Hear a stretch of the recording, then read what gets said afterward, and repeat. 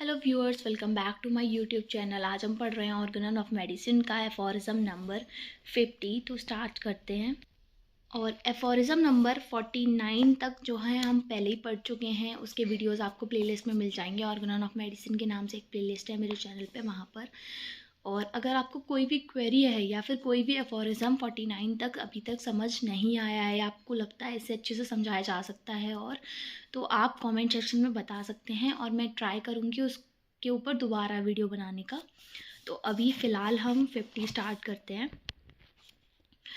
Mighty nature herself has, as we see, at her command, as instrument for effecting homeopathic cures, little beside the miasmatic disease of constant character, the itch, यानी कि सोरा, measles and smallpox, morphic agents which as remedies are either more dangerous to life and more to the dreaded than the disease they are to cure,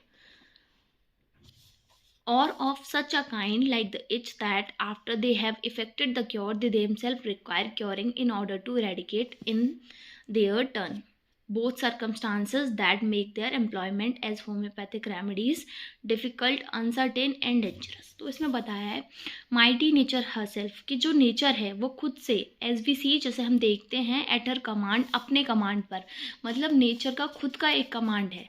उसको क्या करना है, nature खुद से कुछ diseases होती हैं जिनको क्योर कर देता है। पर कुछ डिसीजेज ऐसी हैं जो एज अ रेमेडी, अगर हम उनको एज अ रेमेडी यूज़ करते हैं तो वो ज़्यादा डेंजरस हैं।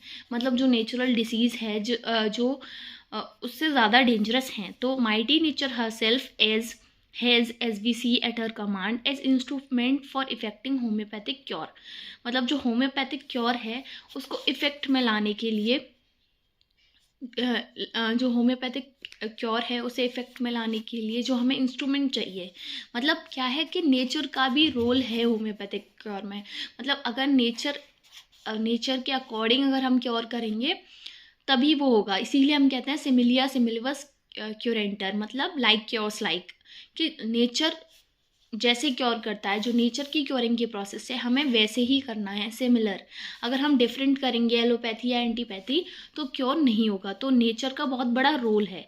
Little beside the miasmatic disease of constant character, मतलब जो मियास्मेटिक डिसीजेस हैं जो कांस्टेंट कैरेक्टर की हैं, जैसे मीजल्स हो गई, स्मॉल पॉक्स हो गई, मॉर्बिफिक एजेंट्स विच एज रेमेडीज, इनके जो मॉर्बिफिक एजेंट्स हैं जिनको अगर हम रेमेडीज़ की तरह यूज़ करते हैं, I either more dangerous to life और more dreaded than the disease, तो ये लाइफ के लिए बहुत ज़्यादा डेंजरस होंगे और बहुत ज़्यादा ड्रेडेड है। मतलब उससे खतरनाक हैं। किससे खतरनाक है? बीमारी से भी खतरनाक है। दे आर टू क्योर, और इनको क्योर करने के लिए, और of a such kind like the itch that after they have been effected the cure, मतलब जब अगर इनको हमने एज अ रेमेडी यूज़ किया और ये आए, या फिर मान लो इसकी वजह से क्योर हुआ है, स्मॉल पॉक्स या मीजल्स की वजह से, तो इनको भी क्योर करने की ज़रूरत लगती है।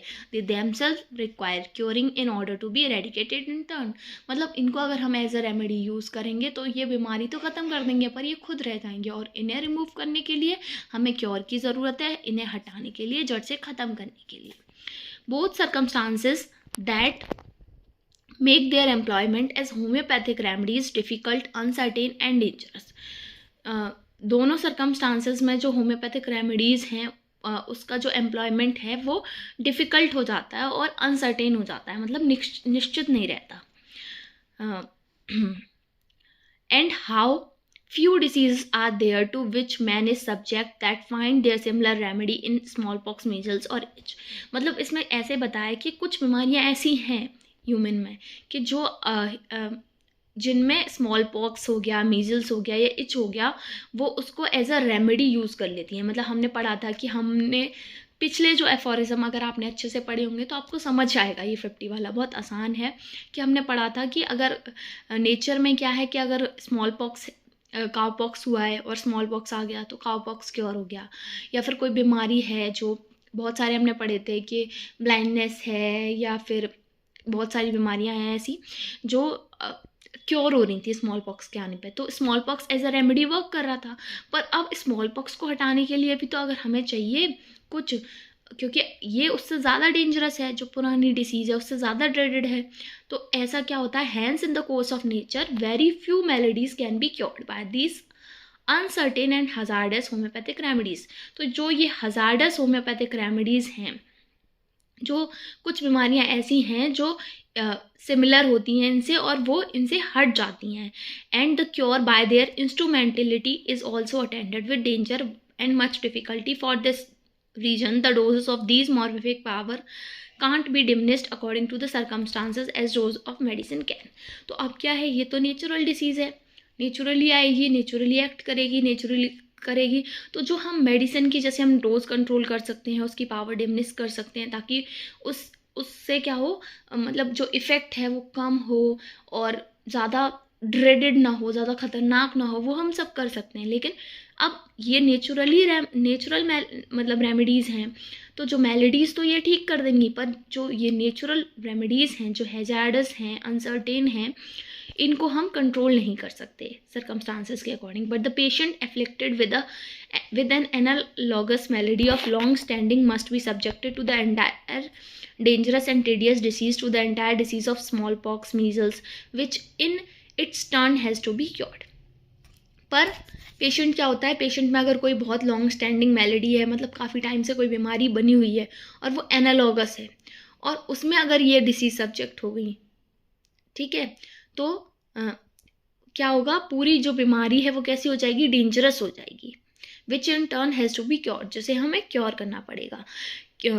Eight yet and as a scene we can point to some striking homeopathic cures effected by this lucky concurrence, also many incontrovertible proofs of the sole therapeutic law of nature that obtains in them cure by symptom similarity। तो अब इसमें यही बताया है, पर फिर भी क्या होता है कि कुछ पॉइंट्स पे हम ये देखते हैं कि होम्योपैथिक क्योर है वो अपने आप हो रहा है, किससे, कॉन्करेंस से। कॉन्करेंस का क्या मतलब है कि कोई डिसीज़ हुई, उसके सिमिलर डिसीज़ कोई आई और सिम्टम सिमिलरिटी के बेसिस पे जो पुरानी बीमारी थी नई बीमारी ने आके वो ठीक कर दी। तो पुरानी बीमारी थी वो कैसी थी, लॉन्ग स्टैंडिंग थी, खतरनाक थी, उसे ठीक कर दिया। अब नई वाली है, उसको हम होम्योपैथिक मेडिसिन से ठीक कर लेते हैं। तो यही बताया गया है कि जो नेचर लॉ है वो, मतलब नेचर में एक ही लॉ है, थेरेपेटिक लॉ, और उससे नेचर काम करता है। तो हमें मतलब होम्योपैथिक मेडिसिन भी उसके अकॉर्डिंग काम करती हैं। और वो कैसे काम करता है, सिम्टम सिमिलरिटी के बेसिस पे, कि जो सिमिलर सिम्टम्स होंगे उनको हटा देगी पुरानी बीमारी के, नई बीमारी आके। तो अगर हम मेडिसिन देंगे तो वो भी हम किस पे देंगे, सिम्टम सिमिलरिटी के बेसिस पे। तो इसमें यही बताया कि क्योर कैसे होता है, सिम्टम सिमिलरिटी के बेसिस पे होता है। अगर आप एक दो बार इसको पढ़ेंगे और वीडियो देखेंगे तो आपको अच्छे से समझ आ जाएगा। आई होप आपको वीडियो अच्छा लगा होगा। अगर आपको वीडियो पसंद आया हो तो लाइक करें, चैनल को सब्सक्राइब करें, और कोई भी क्वेरी है तो कमेंट सेक्शन में पूछ सकते हैं। Thank you for watching.